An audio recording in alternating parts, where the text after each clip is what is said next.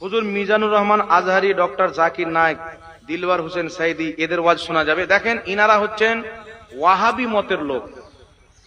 যতই মুখ দিয়ে ভালো কথা বলেন, আমি বললাম না ইবলিসের 90 কোটি বছর ইবাদত প্রত্যেকটা কবুল। এখানে কেউ বলেন তো যে জাকির নায়েকের সব নামাজ কবুল হয়ে গেছেন? কেউ গ্যারান্টি দিতে পারবেন আমাকে? কিন্তু ইবলিসের কবুল হয়ে গেছিল, খালি একটাই কি, আদম নবীর সম্মান করলেন না, আল্লাহ তাকে সব ধ্বংস করে দিলেন। তো ওয়াহাবি মতবাদের লোকের আকীদা হচ্ছে আল্লাহ মিথ্যা বলতে পারে, নবীর ওসিলা শিরিক। এটা জাকির নায়েকের আকীদা, সাইদি সাহেবের আকীদা, মিজানুর রহমানের আকীদা। নবীর ওসিলাকে যারা হারাম আর শিরিক মনে করবে, এরা মুসলমানের অন্তর্ভুক্ত করে না। তো এদের ওয়াজ শোনা যাবে কিনা আপনি চিন্তা করেন। কেউ বলবে উনি তো লাখ লাখ লোককে মুসলমান বানাচ্ছে। বাবা, ভারতে আজ পর্যন্ত কেউ লাইভ এসে বললো না যে আমাকে নায়ক মুসলমান করেছে। খৈর, মেনে নিলাম ওই 1 লাখকে মুসলমান করেছেন, মেনে নিলাম।